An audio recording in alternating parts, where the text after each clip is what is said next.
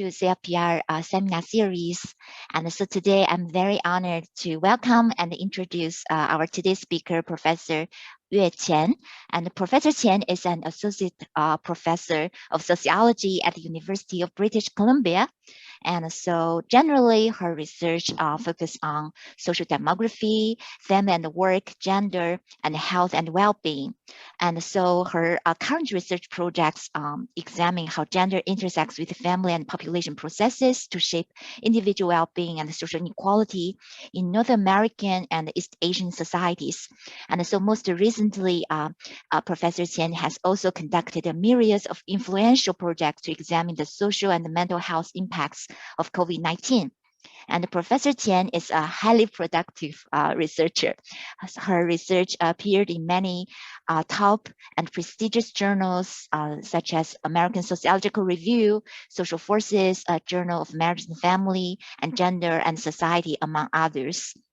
And Professor Qian is also an impactful ambassador of sociology who is committed to conveying academic research to a wider audience. And she's particularly passionate about translating gender research into the empowerment of women and advocacy for gender equality around the world. And so among the many efforts in this direction, she's the primary founder and editor of and contributor to a very famous public account, Muses on WeChat, which is China's largest social media platform.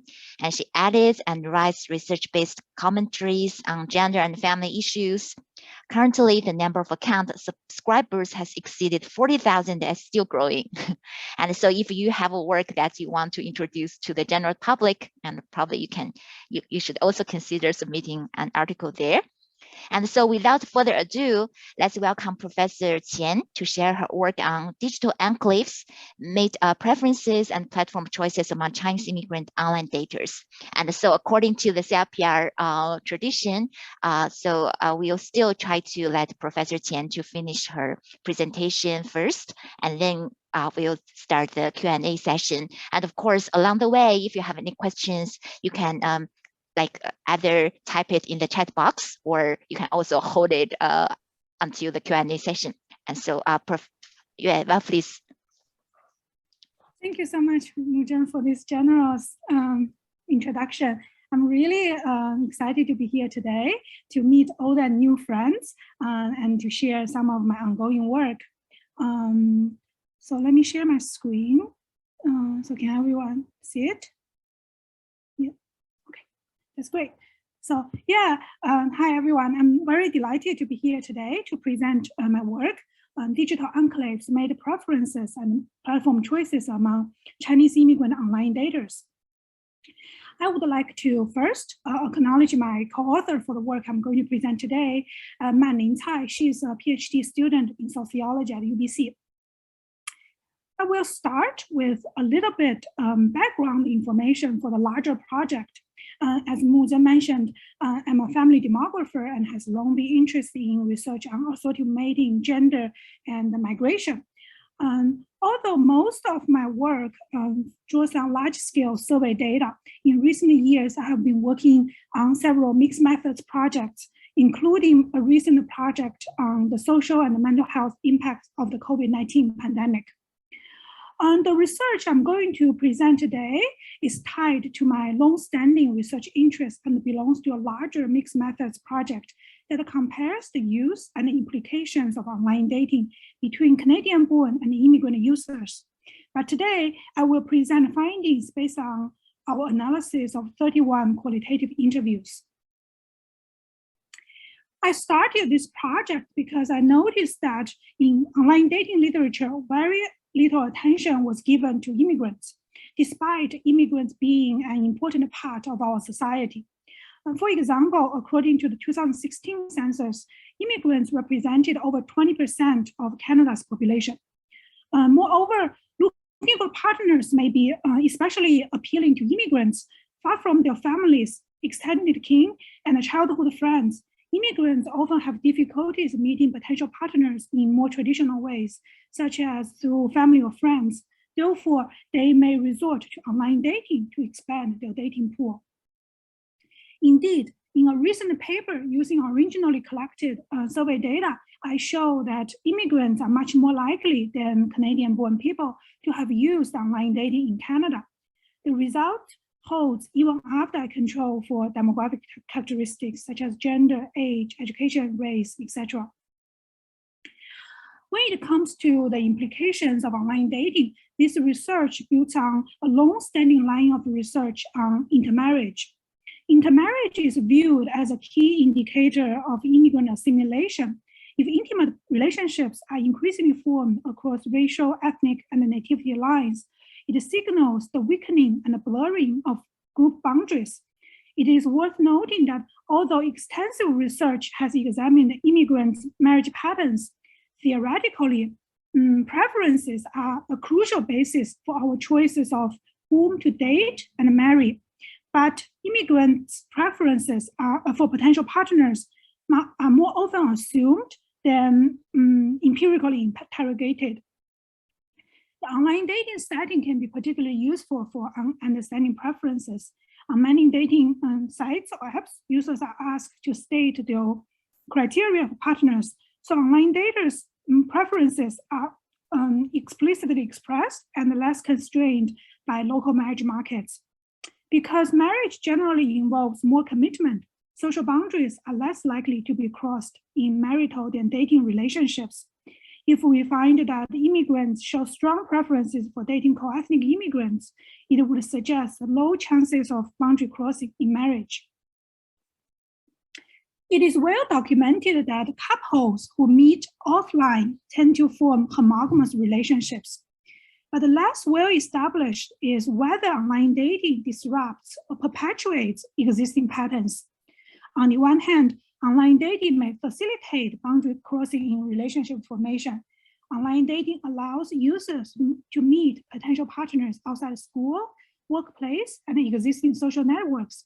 So it may alleviate third-party control and lessen meeting constraints from everyday offline life. On the other hand, online dating may reinforce social boundaries in relationship formation.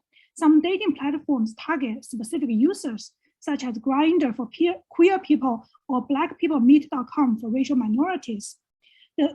These platforms create niche dating market. In addition, dating sites and apps often rely on similarity-based algorithms to match users with shared characteristics. Last, with the filtering function available on many dating platforms, users can search for potential partners who meet their existing preferences. Considering the two possibilities above, it remains an open question how racial minority immigrants experience social boundaries in virtual dating markets. Online dating may diversify the pool of potential partners for immigrants or reproduce ethnic enclaves in cyberspace. Judging from the title of my talk, you probably already know the answer, but I hope to contribute to the broader discussions about the social implications of dating technology. Before talking about methods and results, I would like to outline 3 immigration-related features of Canadian society that are relevant to situating this study: the multiculturalism policy, the status distinction drawn by immigrant status, and the concentration of Chinese people in Vancouver. Canada is a major immigrant receiving country. The large and growing influx of immigrants from non-European countries has increased cultural diversity in Canada. More than just celebrating cultural diversity, Canada has adopted the multiculturalism policy since 1971. This policy works to achieve ethnic equality through promoting cultural heritage maintenance and intercultural contact. The new assimilation theory proposed by sociologists Abba and Ni acknowledges the impact of contemporary multiculturalism on immigrants' marital assimilation. In Canada, multiculturalism is buttressed by a federal policy. So how do immigrants experience ethnocultural distinctions and boundary crossing in relationship formation? In the US, the undocumented immigrants stand out as a distinct group. But in Canada, non-permanent residents are a distinct group. Based on immigrant status, Statistics Canada classifies individuals into three groups: non-immigrants, immigrants, and non-permanent residents. Non-immigrants refer to citizens by birth. Immigrants are foreign-born persons who are or who have been permanent residents of Canada. Non-permanent residents are persons holding temporary visas, such as student visas or work permits. It is worth noting that Statistics Canada's definition of immigrants actually excludes non-permanent residents. In 2016, 21.9% of Canada's total population were permanent residents or naturalized citizens, whereas only 1.5% were non-permanent residents. In addition to their small share, non-permanent residents are not counted as immigrants and thus often ignored in reports about immigrants in Canada. Given that non-permanent residents are a numerical minority and are treated as a distinct group by government agencies, they may be evaluated differently from permanent residents and naturalized citizens in Canada's dating and marriage markets. So people of Asian origins represented about 6% of US population, but actually about 18% of Canada's population. In particular, in Canada, the relative size of Chinese population is large, and the Chinese ethnic origin is the largest non-white origin in Canada. The share of people of Chinese origin is particularly notable in Vancouver because it has long been a popular destination for Chinese immigrants. More than 20% of individuals in Vancouver identified Chinese origin. Vancouver had only 7% of Canada's total population, but it had 28% of Canada's Chinese population. Therefore, Vancouver is an important site to examine the experiences and assimilation trajectories of Chinese immigrants. We drew on 31 semi-structured interviews with Chinese immigrants in Vancouver. They had used online dating platforms in Vancouver to look for different sex partners.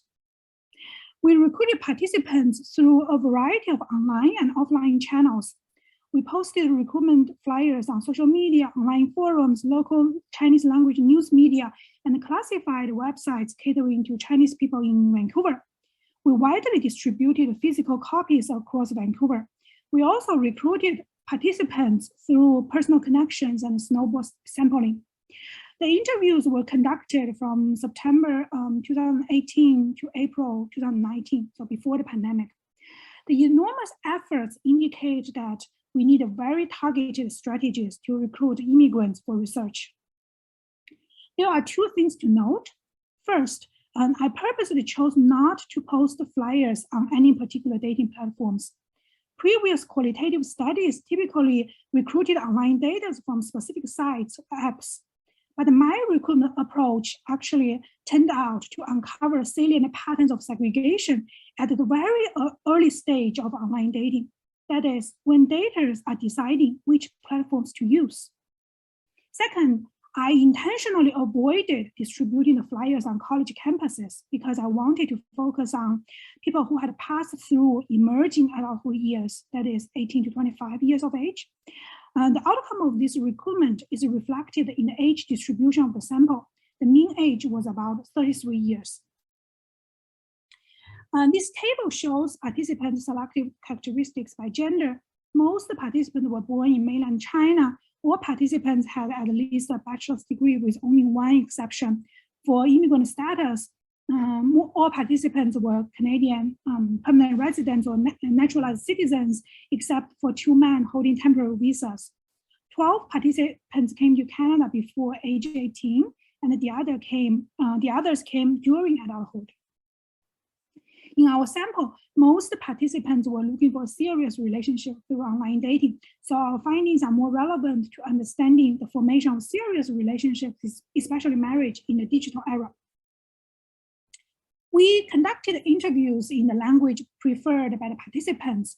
5 interviews were conducted in English and 26 were in Mandarin. Interviews on average lasted 2 hours. During the interviews, we asked participants about their social demographic characteristics, motivations for using online dating services, partner preferences, online dating experiences, such as the platforms they chose, reasons for their choices, experiences with each platform, online interactions, and offline datings. We also asked about their past relationships. So I'm happy to talk more about coding strategies during Q&A, but in short, our analysis was inductive and stopped after thematic saturation was reached. Okay, next is the fun part, results. When asked about their ethno-racial preferences for potential partners, our participants all had clear answers. Overall, they showed a strong preference for co-ethnic dating. Specifically, half of the women and men preferred to date Chinese, and many of them indeed limited their online dating pool to Chinese only. A few other participants expanded their pool of preferred partners by including both Chinese and non-Chinese Asians. Only 3 men and 4 women were open to dating all ethnicities. Moreover, although none of our participants singled out any group of non-Asian minorities as preferred dating candidates, some explicitly mentioned that their preferences for dating whites, suggesting that among non-Asians, whites were considered most desirable partners. Overall, these findings highlight that ethno-racial boundaries remain salient and rigid in Vancouver, one of the most diverse cities in Canada. In addition to preferring co-ethnic dating, our participants emphasized the potential partners' immigrant status. Many participants would not consider non-permanent residents when searching for partners online. Our participants consider permanent residency to be very common, a must-have, or not difficult to get. As one woman put it, if you could have it as long as you stayed in Canada after graduation. Permanent residency was often viewed by our participants as a basic level of status attainment for immigrants, and therefore a minimum requirement for potential partners. Clearly, personal preferences for potential partners are deeply influenced by institutional defined distinctions.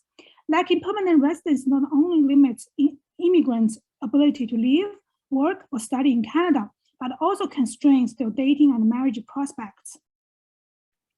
In addition to the minimum requirement of immigrant status, most participants further expressed strong preferences for dating someone who had come to Canada at a similar age. They associated age at arrival with cultural exposure. Potential partners' cultural characteristics were often evaluated based on how quote-unquote westernized they were. The earlier they arrived, the more culturally assimilated they were perceived to be. While our participants commonly classified Chinese immigrants into 2 groups: adult immigrants who arrived at age 18 or older, and the 1.5 generation who came before age 18.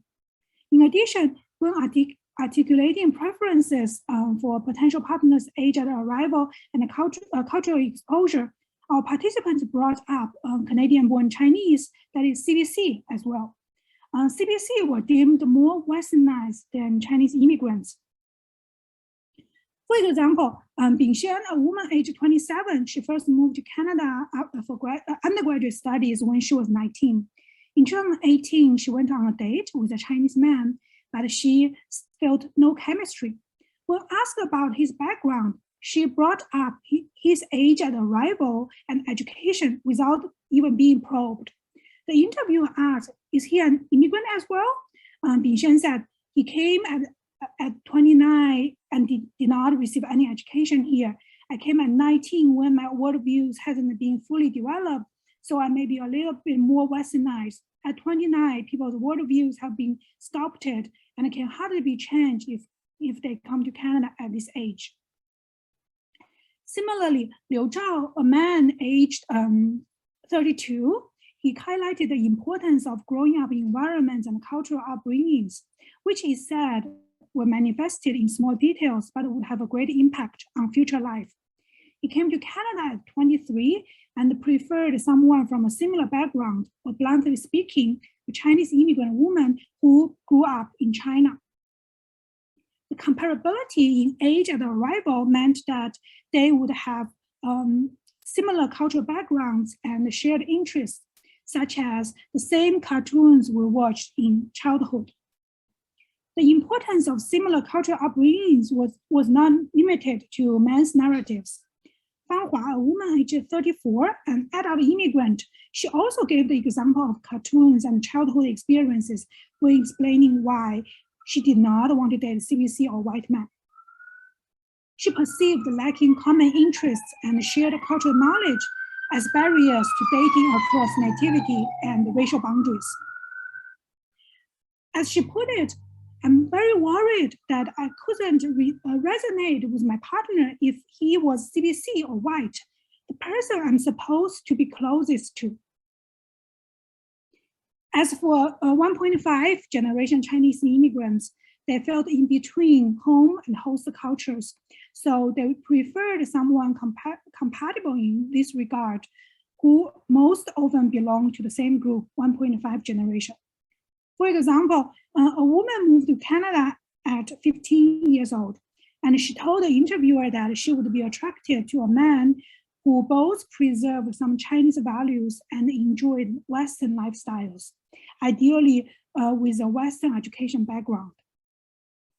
In sum, when our participants were evaluating potential partners, age at arrival was often used as a proxy for cultural backgrounds, such as values, habits, lifestyles, language capability, and familiarity with specific cultural references. All these elements are viewed as crucial indicators of assimilation in the immigration literature. In addition, notable gender differences emerged from our data. Although many participants required permanent residency in evaluating potential partners, men paid more attention to this requirement than women did. Some men only accepted permanent residents or natural citizens as potential partners because they worried about marriage fraud. A metaphor was mentioned by several participants. Immigrant men with Canadian permanent residency or citizenship served as a porter of immigration for women who married men and who married them just to obtain permanent residency. So in Chinese, they refer to it as 搬运工. Men's worries about marriage fraud were further exacerbated in the online dating context, which was perceived as a less reliable space filled with strangers. For example, Wei Ming, a man aged 31, he met a Taiwanese woman through Tinder. He commented that her motive was impure because she intended to marry a Canadian for immigration purpose. Although he got along well with this woman, he treated her as a friend rather than a potential romantic partner for the fear of marriage fraud. To explain his point, he shared a story. He knew a woman from Thailand who immigrated through marriage and took away her husband's savings and properties. Wei Ming then emphasized that I'm afraid of exactly this kind of thing. Female participants, however, seldom worry about being victims of marriage fraud, and some women indicated willingness to relax the criteria of permanent residency if they were sure that a potential partner sincerely liked me, gave me a sense of security, or made me see a future together. This gendered fear of marriage fraud may originate from the deep-seated norm and practice of female hypergamy in China. That is, women marrying men who have higher status than themselves. Women are often perceived to achieve upward mobility through marriage. Chinese immigrant men may have internalized the idea of female hypergamy. As a result, they were worried that their permanent resident status may be abused for calculative purposes by women who had not yet achieved this status. Such worry led to their heightened caution against being victims of marriage fraud in the context of immigration and online dating. Also, both women and men expressed preferences for dating Chinese immigrants with similar age at arrival. They showed differential willingness to date CBC. Women were often flexible about dating CBC men, but most men were strongly unwilling to date CBC women. For instance, Xiaoqian, a woman aged 28, she came to Canada at 19 and she preferred a Chinese immigrant with at least some Western education background. She also liked the CBC because she thought that they combined tradition and modernity. In her opinion, CBC were partly influenced by traditional Chinese cultures, including language and history. At the same time, CBC had an open mindset regarding family and the divisions of household labor. By contrast, many men explained that they could not get along well with CBC women due to cultural differences, communication barriers, or not speaking the same language. Moreover, stereotypical opinions on CBC emerged in our interviews with men, but not with women. Descriptions of CBC from men included selfish, not family-oriented, have no connection to their heritage, whitewashed, or try so hard to be right. We found that men's great unwillingness to date CBC and whites resulted from their lived experiences of rejection and discrimination, as well as their perception of how they were evaluated in Canada's dating market. 3 men explicitly mentioned that CBC women strongly prefer to date white guys, but not to date Chinese or Asians. 4 men noticed that on dating platforms, and they got much fewer matches with CBC and especially with white women. A man who preferred an immigrant woman over CBC at the time of our interview had dated a white woman before. And he distinctly remembered one comment from his previous white girlfriend. She said, "You are the first Asian man that caught my eye." To him, this comment was not a praise. He also stated that Western media shaped a bad reputation of Asian men, portraying men as masculine, nerdy, and unattractive. The feelings and experiences of our male participants add to previous US research, which finds that Asian men are at the bottom of desirability hierarchies and encounter sexual racism on and offline. Despite a greater presence of the Chinese population in Canada, the racialized stereotypes of Asian men as unfavorable partners persist.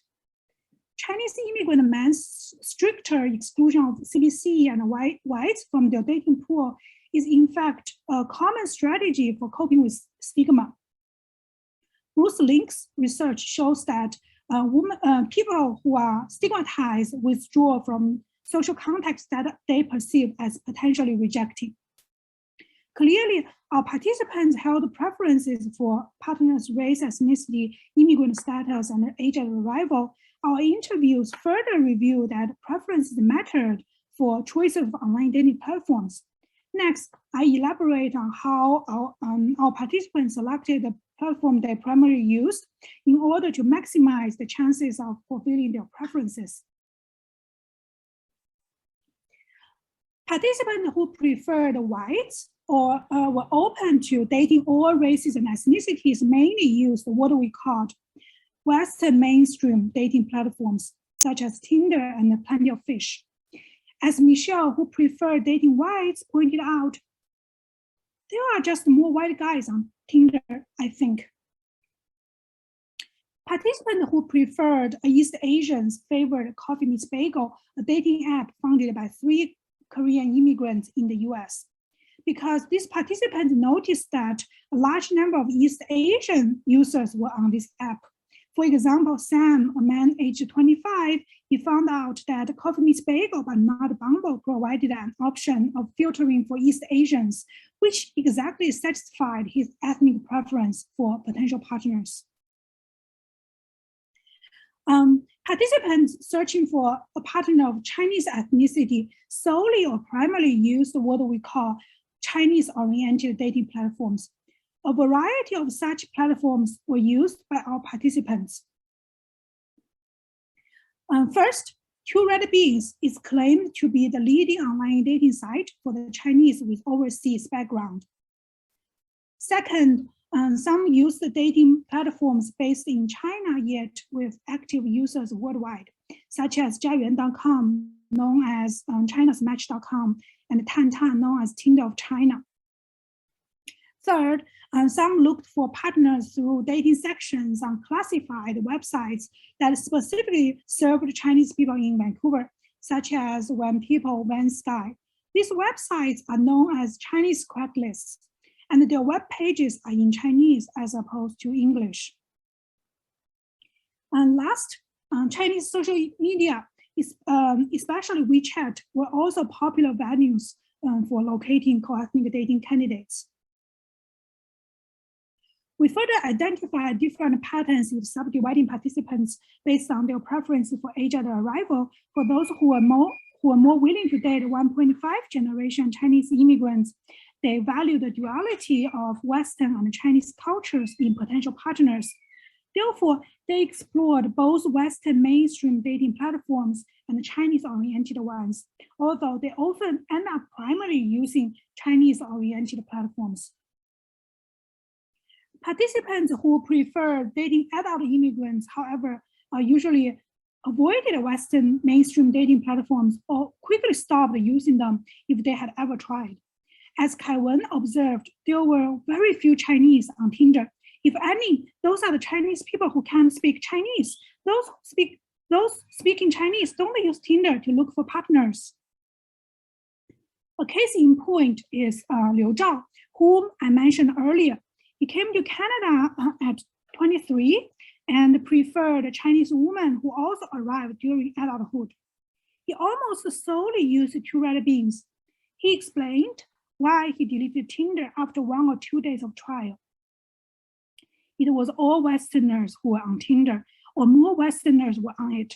Also, I don't like most of them. In fact, even if there were women I like, I don't think I would go meet them offline. After all, this is an app that I don't know much about, and the women on it are also the type that I have never got to know.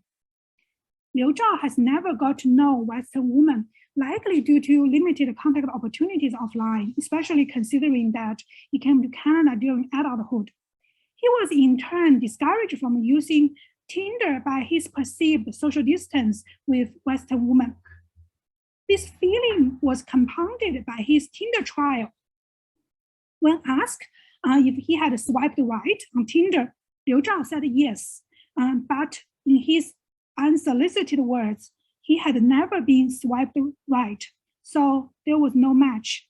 Thus, his preference for dating Chinese adult immigrants interacted with his experiences of social exclusion on Tinder to shape his platform choices. The feeling of not knowing Westerns enough also contributed to some women's hesitation in using Western mainstream dating platforms. Jia Jing used QIAN.com in 2012 to look for a Chinese partner. She explained why she did not consider Western dating sites. I know a Western website, there are more white people on it. I don't feel confident about evaluating white people on dating sites. It's not easy to know their background, so I don't feel safe enough. If I encounter white men in my offline life, I may consider them, but I won't if it's on the internet. In particular, I won't use dating sites that specifically cater to white users. The examples above suggest that the online dating context exacerbated the distrust our participants felt toward out-group members. Therefore, those who were looking for Chinese adult immigrants typically resorted to platforms where immigrant Chinese daters congregated. In addition, corresponding to men's stricter criteria for potential partners, we find that more men than women avoided Western mainstream dating platforms altogether. So far, I have shown that our Chinese immigrant participants had a strong preferences for co-ethnic dating, and accordingly, they mainly use Chinese-oriented dating platforms. Next, I extend the classic notion of ethnic enclaves featured in the segmented assimilation theory. I argue that Chinese-oriented dating platforms function as digital enclaves, which resembled ethnic enclaves in physical spaces. Chinese-oriented dating platforms created Chinatowns in cyberspace where a large number of Chinese daters congregated. These platforms provided virtual niche markets for Chinese immigrants who were searching for co-ethnic partners. For example, for the participants who prefer dating Chinese and use the two red beans, more than half of them explicitly reported more Chinese users as an important reason for favoring this platform. The easy access to a large number of Chinese daters was important to many participants because they reported difficulty making friends in daily life in Vancouver, let alone finding a partner who met their criteria. Furthermore, like in Chinatown, where Chinese language and ways of living are largely preserved, users on Chinese-oriented dating platforms could communicate in Chinese and maintain many Chinese elements in their dating practices while in Canada. Chinese language skills were described as the foundation of smooth interactions with people on these platforms. For instance, Mike came to Canada at age 2. He described his Chinese as really bad. He recounted his unfruitful experience on Tantan. Mike said, I said Mandarin at first. After 2 or 3 exchanges, I said, can we speak English? Interviewer asked, did they speak English? Mike said, most of the time they just stopped talking to me. Although Mike felt that there was so much potential there to meet someone, the insufficiency of Chinese language skills became a barrier to entry into the digital enclave. In addition to language usage, personal dating ads or profiles mostly address the mating criteria emphasized in Chinese culture. If matched on the platforms, many daters then switch to Chinese instant messaging services for further communication. For instance, Taiwan described how she used the dating section of a Vancouver-based classified website that served local Chinese people. It has personal dating ads. People post how old I am, what immigrant status I hold now, which is quite important here because people view Canadian permanent residency and citizenship as a bonus. I have a formal job, I have a car, I own property, etc. Just like the criteria that are usually emphasized in matchmaking events in China. The interviewer asked, then if you are interested in someone, how do you make contact?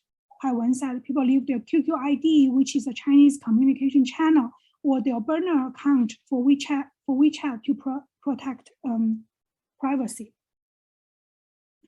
Chinese-oriented platforms hence created digital enclaves for Chinese immigrants to search for partners of similar ethnic, cultural, and language backgrounds.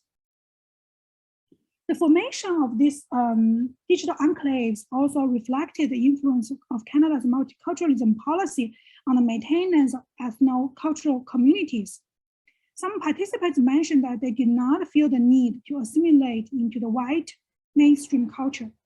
Zhilin gave a vivid account of this multiculturalism issue. She said, unlike America, there isn't a clear mainstream society in Canada. Every ethnicity has its own circle here. All these circles merge together to become Vancouver. We can find a comfort zone. Although these digital enclaves provide a comfort zone for Chinese immigrants to maintain their cultural heritage and search for co-ethnic partners, the segregation in cyberspace may inhibit accomplishing another element of Canada's multiculturalism policy, that is, the promotion of intercultural contact. In sum, we find strong preferences for homophily among Chinese immigrant online daters. They prefer to date co-ethnics, immigrants who have obtained permanent residency, and someone who arrived in Canada at an age similar to themselves. These preferences appear stronger among men than among women. When linking preferences to behaviors, we find that Chinese immigrants strategically chose online dating platforms in order to meet potential partners who satisfied their preferences. We show that Chinese-oriented dating platforms create digital enclaves which resembled ethnic enclaves in physical spaces. The segmented assimilation theory and prior research have focused on how ethnic enclaves affect the economic incorporation of immigrants. This study illuminates the implications of digital enclaves for relationship formation and the boundary crossing of immigrants. The presence of digital enclaves appears to be a double-edged sword for Chinese immigrants. On the one hand, digital enclaves gave these immigrants access to niche markets and more opportunities to actualize their made preferences. Through using Chinese-oriented dating platforms, Chinese immigrants were exposed to a large local pool of potential co-ethnic partners. On the other hand, digital enclaves and their resulting subdivided markets reproduce discrimination and segregation in cyberspace. Our male participants were in unfavorable positions in virtual dating markets as negative stereotypes of Asian men remained unchallenged. To cope with stigma, our male participants retreated from Western mainstream dating platforms, but stayed in digital enclaves. Such platform choices could further limit the intergroup contact and the chances of interracial or interethnic dating for Chinese immigrants. The formation of dating enclaves also has implications for ethno-racial relations and group boundaries in a multiracial host society. While digital enclaves allow racialized immigrants to preserve and enhance their cultural heritage, ethnic concentration in cyberspace may reduce intergroup interactions, reinforce social boundaries, and heighten racial ethnic discrimination. Overall, our findings suggest that the social distance created by offline segregation is projected to the online dating setting. The uncertainty and safety concerns associated with the online environment may further lower online dating's perceived trust toward other group members and lead them to stay within the comfort enclaves. With the rapid pace of digitalization, ethnic online communities are increasingly formed and gaining popularity among racialized immigrants. Therefore, addressing the challenges that digital enclaves pose for intergroup contact and racial ethnic equality will be crucial to the success of multiculturalism in immigrant receiving countries. Online dating increasingly replaces in-person ways of meeting potential partners. In many ways, online dating may hinder rather than facilitate boundary crossing in relationship formation. So while I'm working on this project, I've been thinking a lot about many quantitative studies on online dating. For example, I recently read this excellent new book, The Digital Divide. The book has a chapter specifically about Asian online daters. The authors analyzed the messaging data from a Western mainstream dating site and found that Asian women were more responsive to white men than to Asian men. Some scholars argue that such a preference for white men by Asian women represents a form of internalized racism. But the qualitative insights from my research suggest that we should take one step back and think about who uses a Western mainstream dating site in the first place. The research I present today suggests that Asians who are looking for a white partner tend to use Western mainstream dating platforms, whereas those who are looking for an Asian partner may not actively use or entirely opt out of these Western dating sites or apps. In other words, because it is extremely difficult to get a random probability sample of online daters, when quantitative studies use data from a particular site or app to analyze preferences and behaviors, we need to think more carefully about selection into various dating sites and apps. This concludes my presentation today. Thank you for your time and attention, and I welcome questions and comments. Thank you. Thank you, Yue. Yeah, let me stop sharing. Thank you. Thank you for such an interesting presentation. And now the floor is open for comments and questions. We already got a question from Vincent. Vincent. Hi. Hi. Hi. Hi. Can you hear me? Yes, yes. Yes. Hi, Prof. Chen. Nice to meet you. I'm Vincent. Nice to meet you. Yeah. Thank you for your presentation. I suppose the phenomenon of racial segregation is quite a prominent and salient trend in US, Canada, and in many other societies. Like Singapore as well, probably. Yeah. So, but the question that always arises from this is whether class and wealth are able to reduce the segregation. Yeah. So the example in the case of your research could be this: are well-to-do Asian men viewed favorably by white women, or is it a case that, for the simple fact that they are Asian men, regardless of their class background, makes them unfavorable anyway, So the question is really this: do wealth factors, do class factors actually reduce the prejudice or the segregation that occurs between, in this case, Asian men and white women? That's my question. Yeah, thank you so much, Vincent, for your great question. Yes, definitely. So my sample is mostly, I think, a middle class sample. All the participants had, all but one participant had bachelor's degree. And I think, so you raised a really important point about intersectionality, right? How race may intersect with class or wealth to shape the desirability of the marriage market. Yeah. And actually, I have a small sample. I cannot firmly say that, but I do see some intersectionality emerging from my data. For example, 2 Asian men specifically came to my interview and then telling me how successful they were on the marriage market. They could date any woman they want, and both of them actually were really rich. And like one person was a lawyer, and then the other person was a vice president of a company or something. I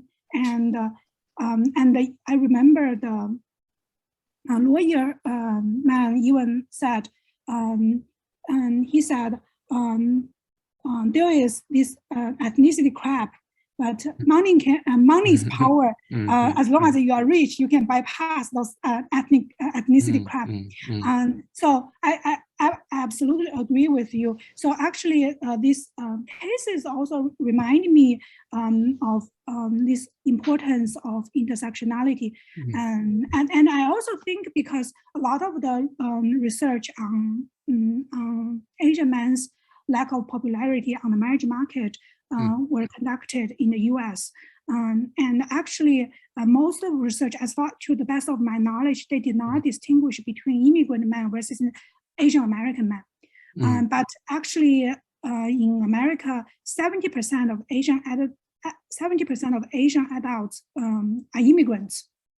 Right. So when I was doing my research, I've been thinking to what extent this lack of popularity on the marriage market applies to Asian American men, or is more of a phenomenon that experienced by Asian immigrant men. So I think definitely I concur with your speculation. Wealth and class probably play a role, but we definitely need more research on intersectionality, like how immigration status, race, and the class can jointly shape marriage market positions. Yeah, it could also be the length of time that you're in the whole society. If assimilation is the theory, then the longer you stay there, then it's sort of easier to integrate. But I think the studies in the US residential market, the housing market, actually show that wealth doesn't obliterate racial relations. Yeah. So minorities will still have a more difficult time, their wealth notwithstanding, and they continue to live in areas that are segregated from whites. So I'm just wondering whether this sort of dynamic where, as you say, wealth doesn't bypass race, whether it also works in the dating market. Yeah. I think it also depends on, because when we think about marriage, right, we also need to think about if we say, oh, someone has advantage on the dating market, that probably can mean that person can get what they want, right? So I think another question is, like if Asian men have a choice on North American marriage market, whom they would prefer? Would they prefer white women or would they prefer Asian women? I think we need to both look at kind of how they are perceived as well as whom how they are want. treated. Yeah. And so, who their preference and yeah. Anyway, thank you very much. Yeah, thank you so much for your great questions. Thank you, Yue. I guess I have a question for you. And so I find these selection mechanisms are very interesting. So as you said that, for example, for some Asian women, they find that probably like Tinder, right, is usually like most like a white man, and then for Asian men, then probably they don't like this kind of platforms because they don't think that they can like get well matched by someone that they like, they prefer. And so besides this selection on ethnicity or race, I'm wondering whether or not there's also been like a selection on the functionality or the goals of those platforms, meaning that is it possible there are some like formal or informal consensus about what those platforms are about, right? So for example, for like Tinder, probably it's more like a casual, like a hookup or like a just for fun, right? But probably for some like more Chinese-based platform like QIAN and so on. And so although they started up as daters, but there has been some like subconscious or like a subtle goals like toward marriage eventually. And so I'm wondering to what extent that this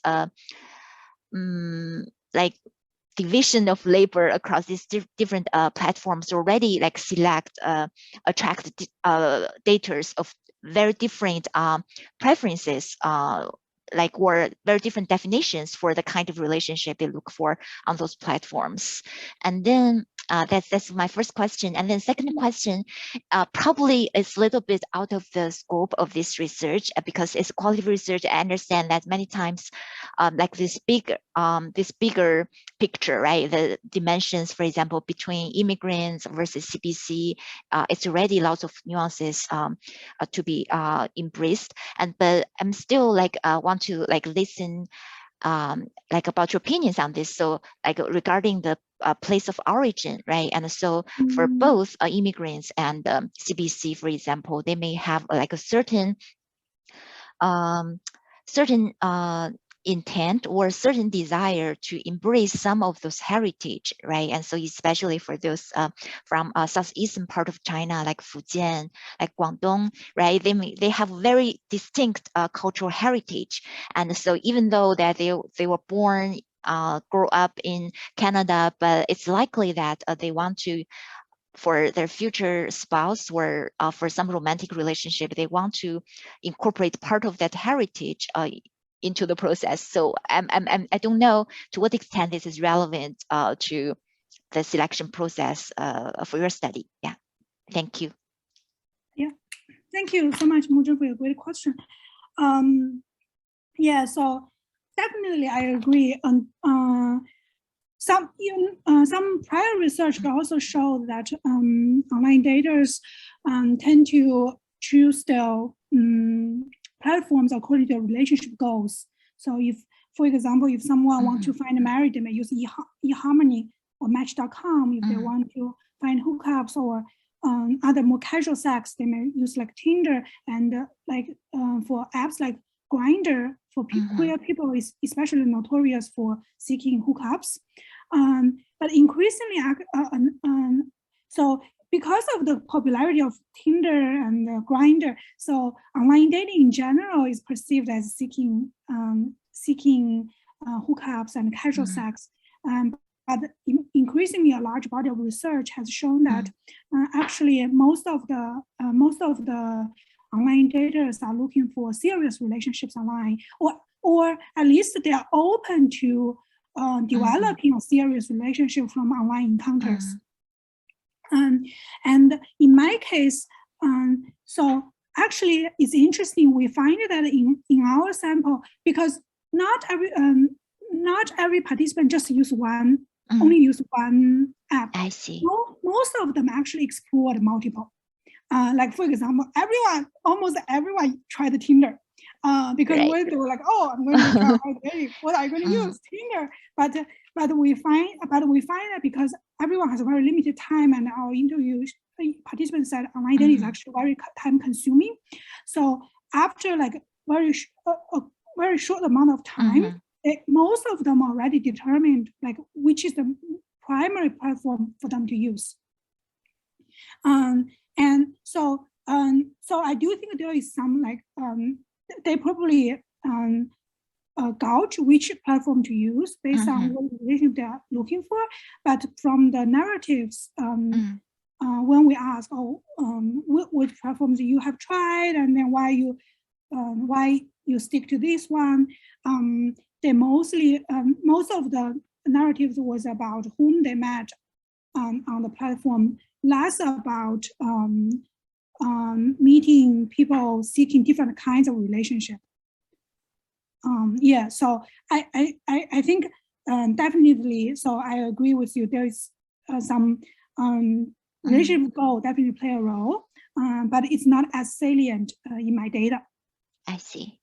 And then place of origin, yeah, this is so interesting because when I was doing the research, I was thinking about that because I know like some of the people I personally know in Vancouver, they were from Beijing and they were looking for partners. They especially especially if they speak very different dialects, right? Yeah. So I was thinking, so in Vancouver, like maybe because there's such a large population of Chinese people, right? So maybe that gives more room for people to think, oh, I not only want to find a Chinese person, I want to find someone who grew up in my hometown. So I do think that there is some possibility. I actually think this might correlate with how large the co-ethnic population sizes in the local marriage market. Not a lot of, I cannot recall anyone specifically mentioned the place of origin like in their narratives, but I can definitely see some of this in my own observations when I was interacting with my friends. They were talking to me. And I think it would be very interesting if we have quantitative data and then we can see this within Chinese heterogeneity, social mating, and how local population size may shape these intermarriage patterns. Okay, thank you. And especially if we think about the CBC, right, their choices, of course, on the one hand, their entire life has been in Canada, right? So it is possible that they have like very diluted preference regarding like this imagined hometown. But on the other hand, some of them may feel particularly strong, right, as a way like of imagination, and which always tends to be rosier. And so they see, oh, my parents originally came from there, or my ancestor from that place. And so some of them might be, on the other hand, particularly curious, right, as a way to embrace their tradition, their culture. I don't know, but you know, I can understand the challenge, right, and doing such a like a nuances story, right, using qualitative research, and because talking about place of origin that could be like very diverse. Yeah, and I think it would be especially interesting in Vancouver because Vancouver has two very different immigration flows. One is from more Cantonese speaking side, and the other is from like Mandarin speaking side. So I think it would be really interesting to even just look at this divide between Cantonese and Mandarin speaking and see this assortative mating based on these two different regions. Right. Yeah. Yeah, Sun Hu has a question. Yeah, thank you very much, Professor Qian, for this very interesting presentation. So, okay, yeah. So I very like your idea, digital enclave. I think this is very important concept, not only for the dating market, but also for the general inter-ethnic communication or integration. Yeah. So, so my question is, so given that, so on the cyberspace and the digital platform can kind of intensify the ethnic concentration. So then what can we do? Yeah. So if there is a physical ethnic enclave, we can have some policies. For example, in Singapore, yeah, we can have quota in each community for different ethnic groups and try to have some policies to force them to mix with each other. But in terms of online platform, and what kind of policy can we do to promote inter-ethnic communication? Yeah. Yeah, that's a really good question. Thank you, Sun Hu.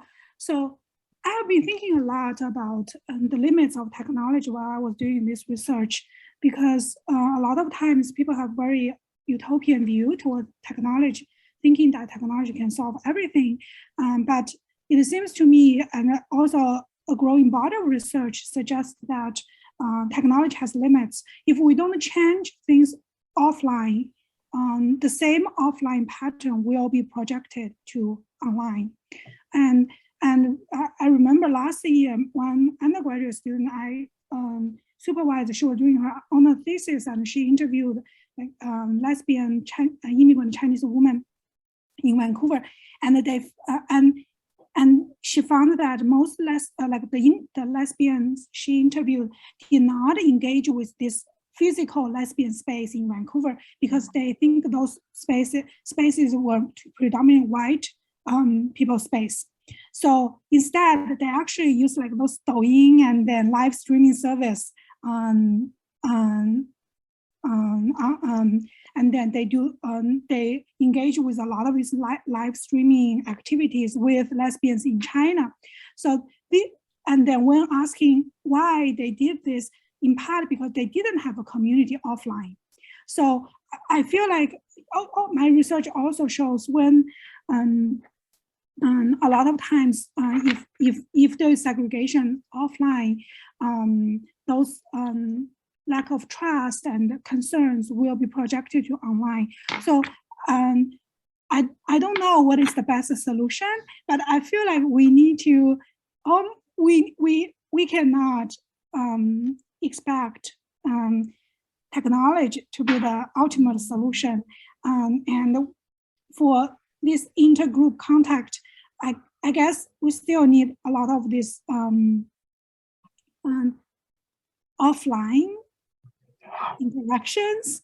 Yeah. So I don't know if COVID will make everything just worse and worse because of COVID, we barely have any offline interactions, and everyone just tend to their ethnic online communities. And then maybe after COVID, I don't know if the racial segregation would be even worse. Yeah, it is possible. Yes, yeah. Thank you very much. Yes. Yeah. It's already 1:05, and it's very, very late at Vancouver, right? Yeah. So do we have, probably we can have one more question if there's any. If not, and then let's put our hands together and thank you, Professor Qian, for a wonderful talk. And thank you everyone for joining us today. Thank you everyone for your time. Yeah, thank you, Yuan. Take questions. care. Yeah, thank you. Thank you. Bye-bye. Bye-bye. Bye. Bye.